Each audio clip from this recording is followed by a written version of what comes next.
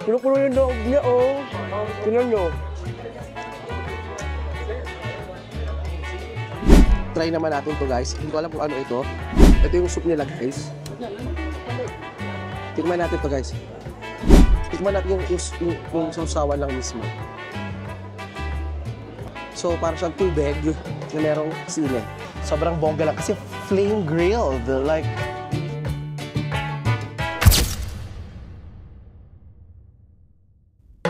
hola! Hola!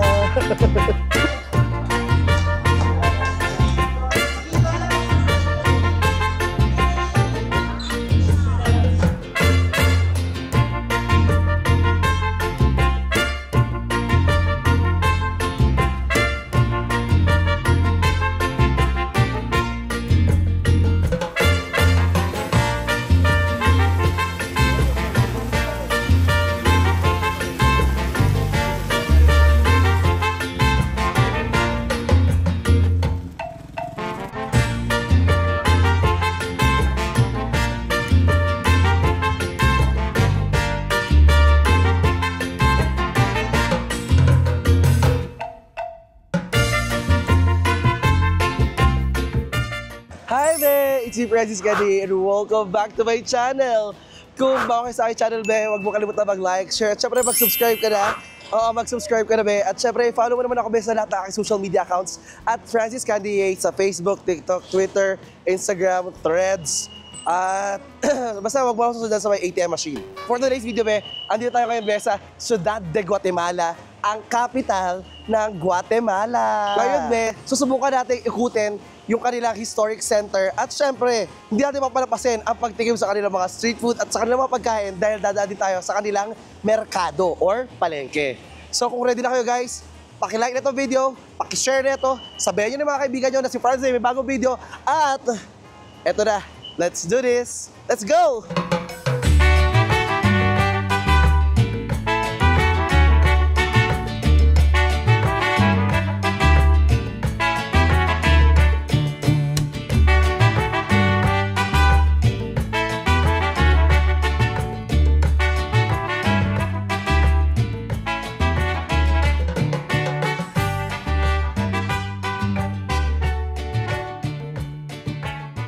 Alam nyo ba, Ben, ang Guatemala ang pinakamalaking lungsod sa Central America? Itinatag nila itong lungsod na to noong 1776 after nung malakas na lindol na sumira sa dati nilang kabisera na Antigua. Kilala ba ang Guatemala City sa makulay nitong kultura, pinaghalong modern na urban development at traditional na architecture? Kulit ako kay Lolo.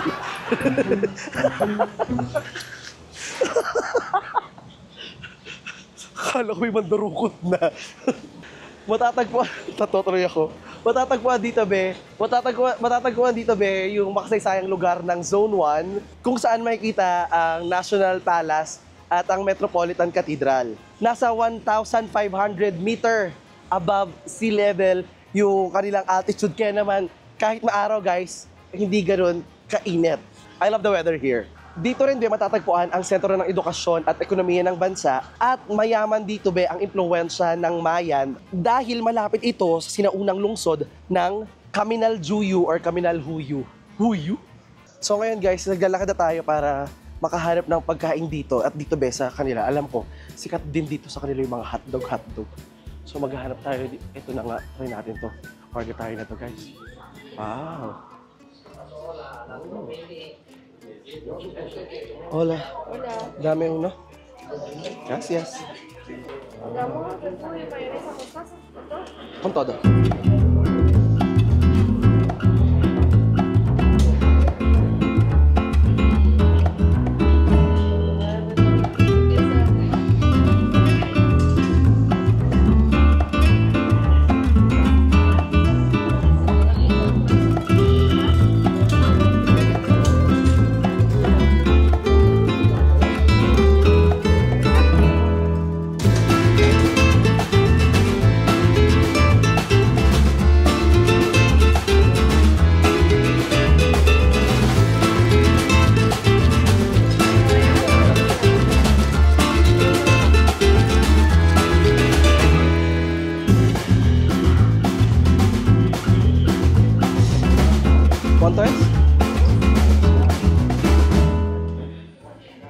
O, di ba, buong gabi, hindi pa ako nakakalayo. Meron agad ako nakita ditong kainan. Tara, kainan to kanilang hotdog. Sobrang bongga lang kasi flame grilled. Like, hindi siya yung nasa, alam yung usual sa Pilipinas. Ito, ihawan talaga. Sabi ni ate, be, yung hotdog mo, ihaw na. So, tara, kainin natin to. Look! Galing. Tapos, sobrang mura lang, be. 10 lang siya. So, alam mo yun, kung sa ibang, parang first time ko lang ba to dito ng mura? Or mura na talaga dito? Or nasa, ano ba, nawawala pa ako. Para tingnan natin, guys.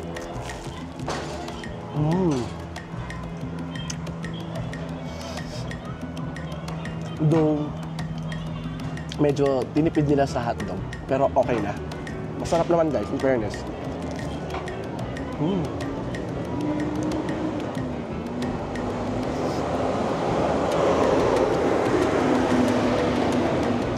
Nalasahan mo guys yung avocado niya.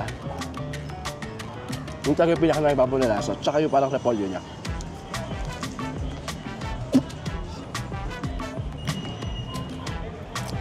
Malit na nga lang na hotdog, nabibilaukan pa.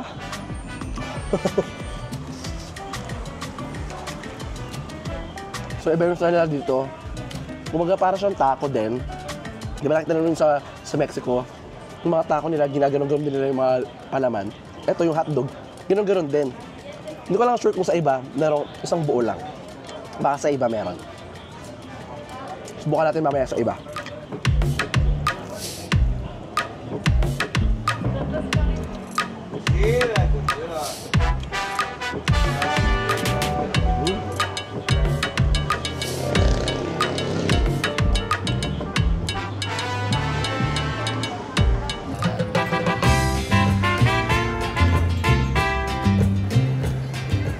Wow! Sobrang ganda dito, be. Dito tayo, be, sa may Palacio Nacional. Dito, be, sa Guatemala City. Ang ganda nitong kanilang plaza dito, guys. Tingnan nyo, ang ganda nitong simbahan. Ito yung Metropolitan Cathedral ata. Ito yung Palacio Nacional. Wow! Sobrang ganda. Although, kinausap ako ng Uber driver ko, sabi nila kasi nga, itong Guatemala City is meron talaga din siyang bad reputation ng snatching or pagnanakaw. So, kailangan pag nandito ka, maingat ka pa din. Hawakan mo lahat ng gamit mo, huwag ka masyadong gamit ng cellphone, or else, baka mahablot sa'yo yan. Sobrang dami guys ng mga kalapati dito, oh my God! Woo!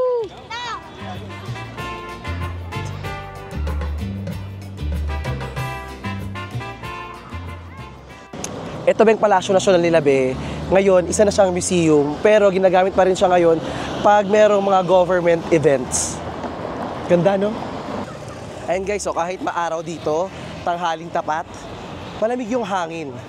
Ang ganda talaga ng weather dito. All year round, ganito yung weather dito sa kanila.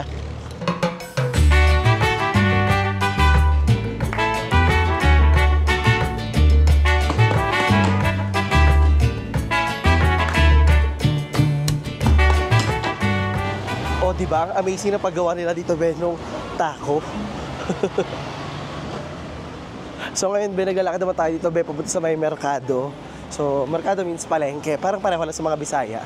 So, silipin natin anong makikita natin sa kanilang palengke. Ayun, karamihan dito, guys. Dito, guys, makikita nyo ang daming guys, dito makikita nyo evident talaga yung impluwensya ng Katolisismo. Ang dami dito mga binibenta, mga rebulto ng iba't ibang Catholic figures.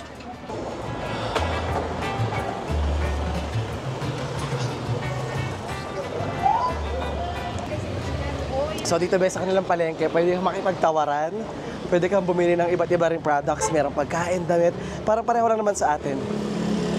Pero now guys, napasok na tayo dito sa pinaka-underground part ng kanilang market.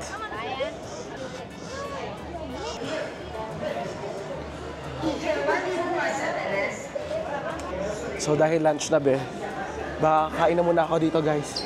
Tara, kain muna tayo.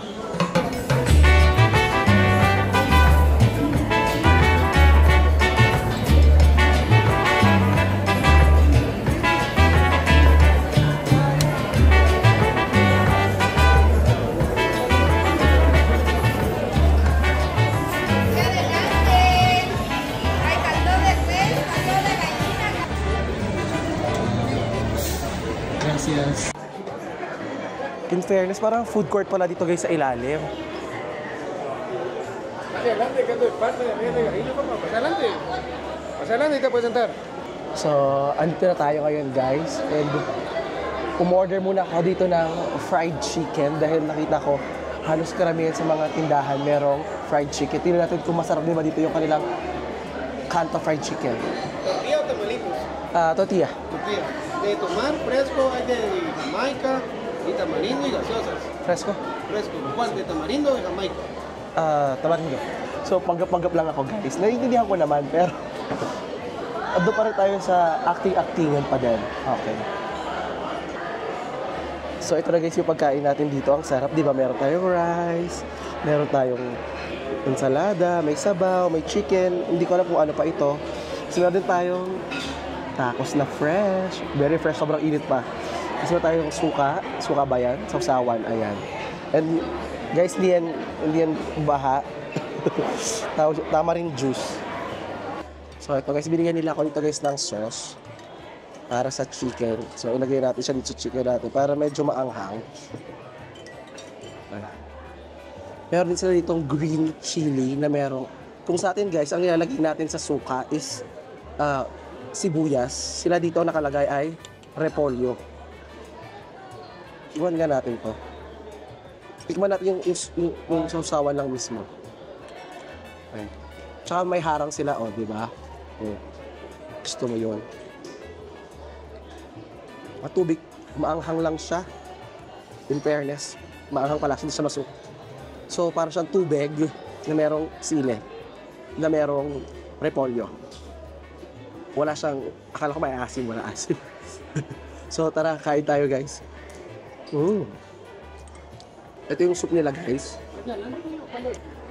Tikman natin to, guys. Sarap. Medyo may pagkalasang tinola or nilagang manok.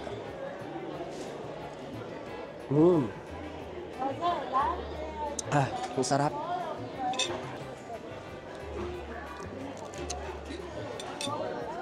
Ito naman guys yung kanilang manok. Oh, see? May sauce pa siya.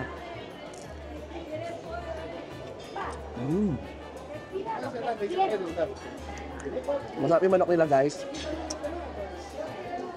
Parang normal na manok lang naman, pero masarap. At least. Ito yung kanin nila guys. Manatira ng lasa.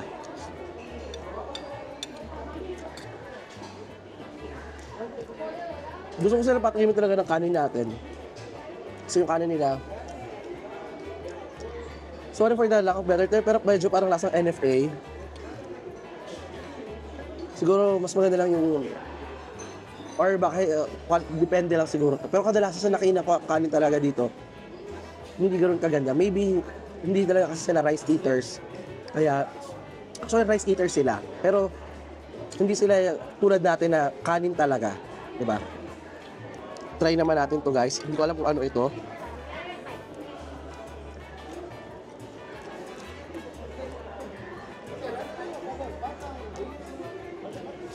Patatas. So, parang siyang mashed potato pala. At masarap siya ha. Pero siyang konting kick ng anghang. Unti lang naman.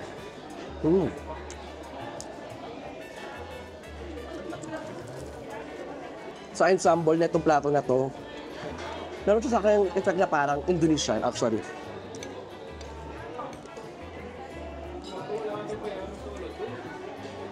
Pero ang sarap lang na meron silang mainit na sabaw guys. Sarap, grabe. Mapapawi talaga yung ginhawa. Mapapawi ginhawa. Mapapawi yung sakit magkakaroon ng ginhawa. Lalo na ako ngayon guys na medyo sinisipon. Woo! Love it. At saka huwag kayong epal, kung pakaramdam niyo puro tayo sa yung likod ko. Ganito yung aesthetic dito. Yung aesthetic dito kasi Espanyol.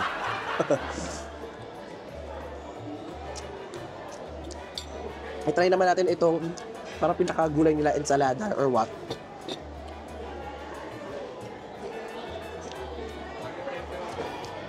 It's good. Very normal na salad lang siya.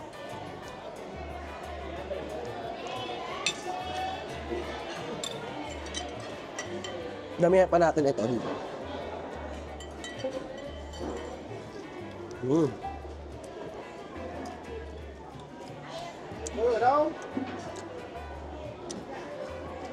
Yung anghang niya, alam mo yung pag sinunog, mapait na yung sunog, di ba? Na, kaya bigas or what na sinunog, gawin yung lasa niya. Maanghang tapos mapait. Gracias.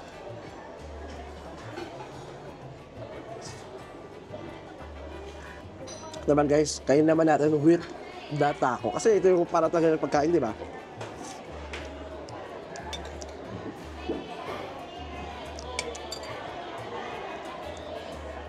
Kumbaga, in their language, con todos.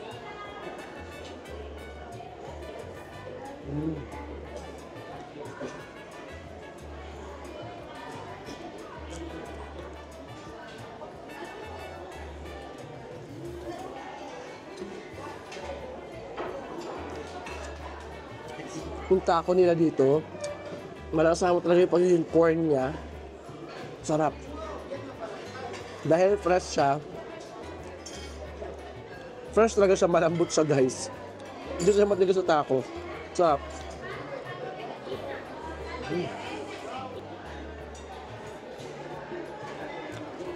Fairness, masarap din itong tamarind juice guys. So yung ganitong pagkain be is 35 Guatemalan Quetzal or nagkakahalaga ng eto sa peso. Medyo mahirap i-matbe eh.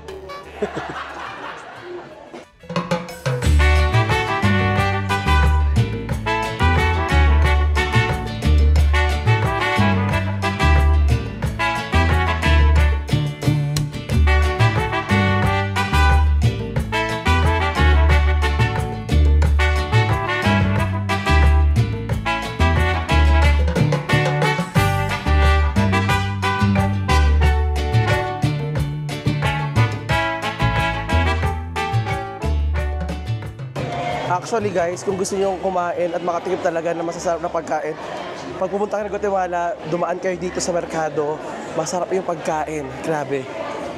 Ang dami niyo pwede pagpili ang pagkain. So ito na naman guys, yung kanilang market side dito. So dito na makikita ba yung spice market nila. Ayan o, iba't ibang uri ng mga spices nila dito. Wow. Aba, naku be, hindi lang ata pampalasa ang meron sila dito. Parang kompleto ang rekado sila, pati pang kulam. Ang inab na kaya siya pag ginamitan ko siya.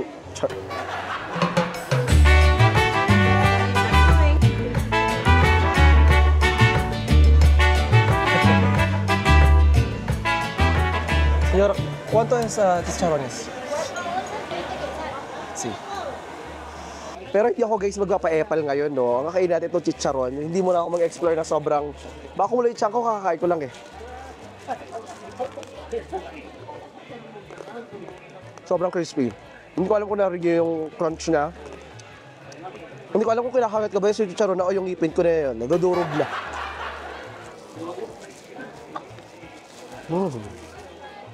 Pero ang sarap guys. Iba yung chicharon nila sa chicharon natin eh.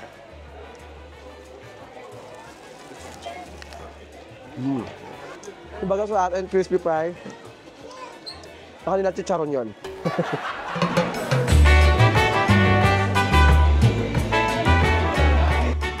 ¿Cómo se llama? Dobladas. Dobladas. Están rellenas de verdura. ¿Cuánto es? Carne. 15. 15. So, ito guys, sa kanila, dobladas. Let's go, let's try and eat. ¿Está? Sí. Delicioso. Está rico. Vale.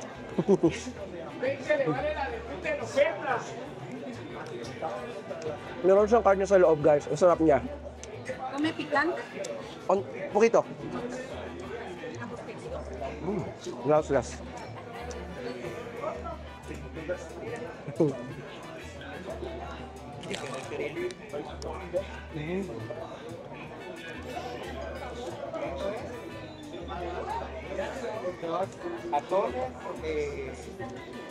Ang sarap niya guys, kahit sobrang dami niyang sibuyas, ang dami niyang toppings, it all tastes well.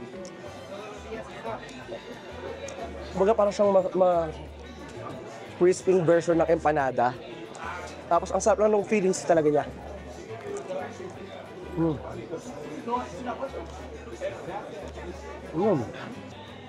¿Cuánto es? 8. ¿Cómo se llama? Chile relleno. Chili relleno. ¿Quieres con guacamole? ¿No? Gracias. So ito naman guys, meron tayo dito chili relleno. Medyo mataas yung camera ngayon eh. So, meron din siyang sibuyas, meron din siyang salsa, meron siyang cheese, tsaka meron siyang cilantro.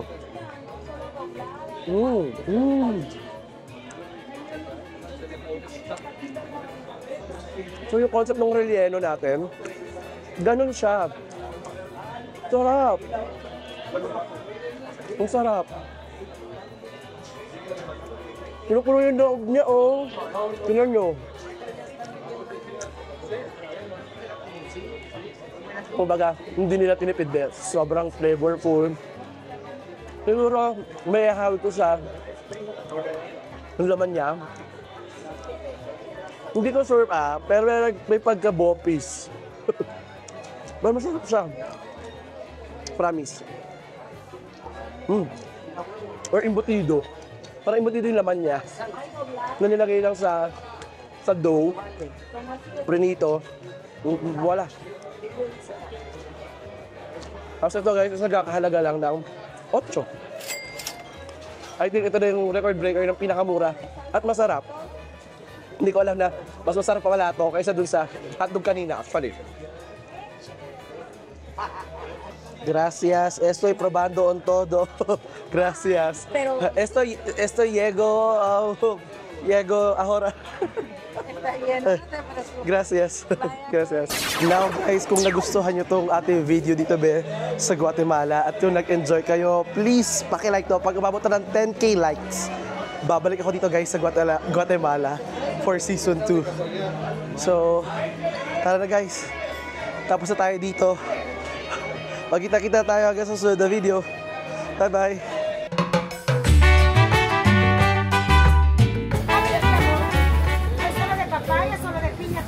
So para ba yung kinain natin guys, bumili muna ako ito ng mga fruits.